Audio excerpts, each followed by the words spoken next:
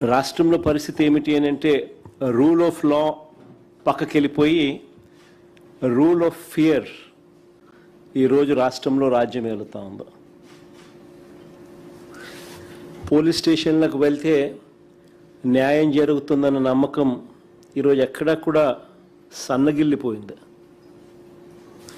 ఈరోజు రాష్ట్ర ప్రజల పరిస్థితి ఏమిటి అని అంటే పోలీస్ స్టేషన్లకు పోవాలంటే భయపడే పరిస్థితిలోకి ఈరోజు రాష్ట్ర ప్రజలు వచ్చిన పరిస్థితులు ఈరోజు రాష్ట్రంలో కనిపిస్తూ ఉన్నాయి. ఒకసారి గమనిస్తే ఇవన్నీ కూడా యాదృచ్ఛికంగా జరిగినవి కావు. ఈ పరిస్థితి ఈ మాదిరిగా తయారైంది. ఈ మాదిరిగా పరిస్థితి తయారు కావడానికి కారణం ఏమిటి అని అంటే చంద్రబాబు గారు తాను చేస్తా ఉన్న దోపిడీని, అవినీతిని, దుర్మార్గపు పరిపాలనను, తాను మోసం చేసిన సూపర్ 6లు, సూపర్ 7ల ద్వారా మోసం చేసిన, తాను ఎన్నికలప్పుడు ఇచ్చిన బాండ్లు, వీటికి సంబంధించి ఎవరైనా కూడా చంద్రబాబు నాయుడు గారిని ప్రశ్నిస్తే ఆ ప్రశ్నించే కార్యక్రమంలో ఏ గొంతు వినపడినా కూడా ఆ గొంతును నొక్కే కార్యక్రమం. ఎప్పుడైతే చంద్రబాబు నాయుడు గారు చట్టాన్ని, పోలీస్ వ్యవస్థని తన చేతుల్లోకి తీసుకుని ఎవరైనా కూడా తనను ప్రశ్నిస్తే, ప్రతిపక్ష పార్టీ కావచ్చు, సోషల్ మీడియా యాక్టివిస్టులు కావచ్చు, ప్రశ్నించే జర్నలిస్టులు కావచ్చు, లేకపోతే రాష్ట్రంలో ఎవరైనా సరే తనను ప్రశ్నిస్తే చాలు వాళ్ళందరినీ కూడా అణిచివేసే కార్యక్రమంలో చంద్రబాబు నాయుడు గారు చట్టాన్ని, పోలీస్ వ్యవస్థను తాను వెపనైజ్ చేసినాడు. వెపనైజ్ చేసిన కారణంగా ఈరోజు ఈ దిగజారిపోయిన వ్యవస్థల పర్యావసాలే ఈరోజు మనకు కనిపిస్తూ ఉన్నాయి. చేతిలో నుంచి జారిపోయింది. న్యాయం, ధర్మం అనేది గాడి తప్పింది. న్యాయం, ధర్మం అనేది గాడి తప్పితే వ్యవస్థలు దిగజారిపోతే, వ్యవస్థల్లో భయం అనేది పోతే మనం మనుషులమే అన్న సంగతి మర్చిపోయే కార్యక్రమం ఈరోజు జరుగుతూ ఉంది. ఏమైనా మనం చేసినా కూడా పర్వాలేదు, ఎవరు మమ్మల్ని ఏమీ చేయలేరు అని ఎప్పుడైతే వీళ్ళంతటా వీళ్ళే ఆ ధైర్యం తెచ్చుకున్నప్పుడు వ్యవస్థలన్నీ కూడా దిగజారిపోయిన పరిస్థితులు వస్తాయి. ఈరోజు ఈ పర్యావసాలు కనిపిస్తూ ఉన్నాయి.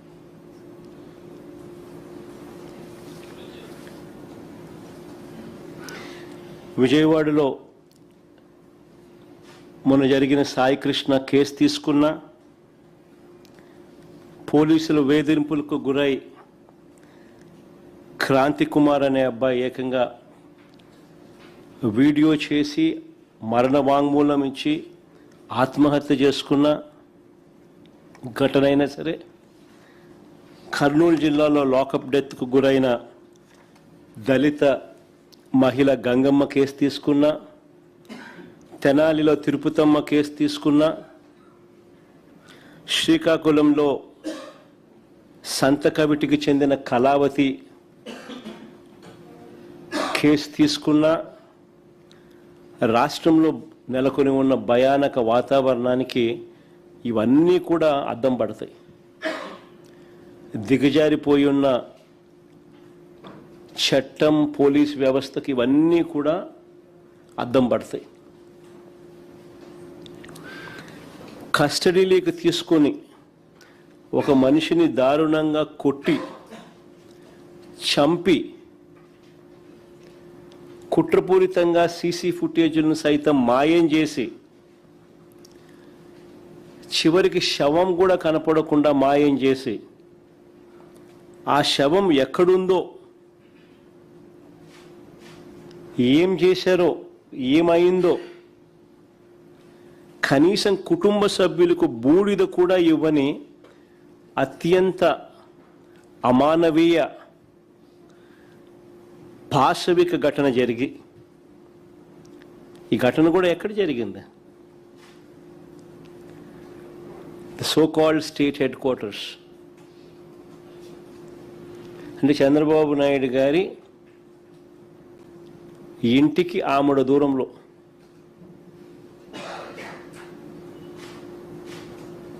రాష్ట్ర ప్రజలందరూ కూడా నివ్వెరపోయే ఘటన. ఇవి ఒక్కొక్కటిగా కూడా బయటకు వస్తూ ఉంటే ఆంధ్రప్రదేశ్లో ఇలాంటివి జరగడం ఏమిటి అని చెప్పి చంద్రబాబు నాయుడు గారిని ఎవరూ కూడా నిలదీయకూడదట. ఇలాంటి ఘటనలు మనకు కనిపిస్తూ ఉన్నా, మన కళ్ళ ఎదుటే జరుగుతూ ఉన్నా, సాక్షాత్తు విజయవాడలోనే స్టేట్ హెడ్ క్వార్టర్స్లోనే ఇవన్నీ కూడా జరుగుతూ ఉన్నా కూడా చంద్రబాబు నాయుడు గారిని ఎవరు కూడా నిలదీయకూడదట.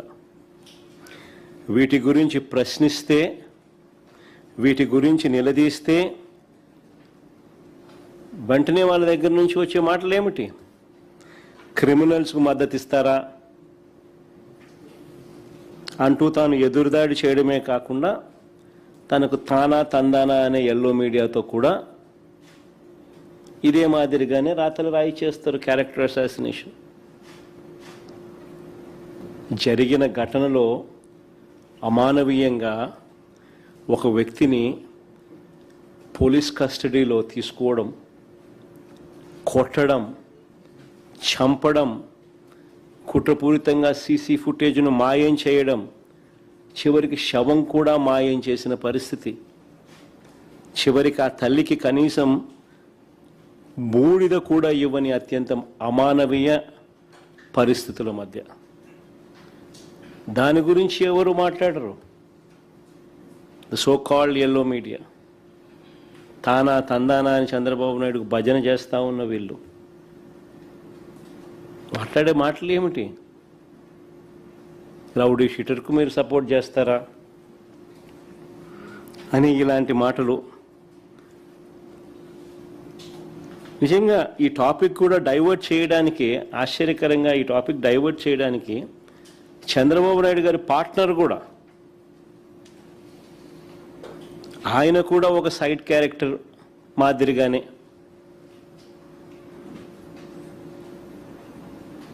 వీళ్ళతో తాను తందానా అంటూ పొలిటికల్ డ్రామాలు ఈరోజు అందరూ చేస్తూ ఉన్న పరిస్థితులు. నేను చంద్రబాబు నాయుడు గారిని, ఆయన పార్ట్నర్ గారిని ఇద్దరిని సూటిగా ప్రశ్నిస్తూ ఉన్నా. ఈ రాష్ట్రంలో చట్టం న్యాయం లేదని, కోర్టులతో తమకు పని లేదని, తమకు ఏది అనిపిస్తే అది చేస్తామని, తమ చేతిలో ఉన్న కొంతమంది పోలీసులతో తామే శిక్షలు వేస్తామని, దొంగ కేసులు పెడతామని, చంపుతామని,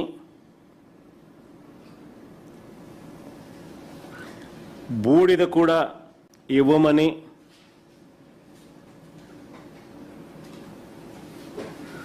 అధికారిక ప్రకటన చేయగలరా?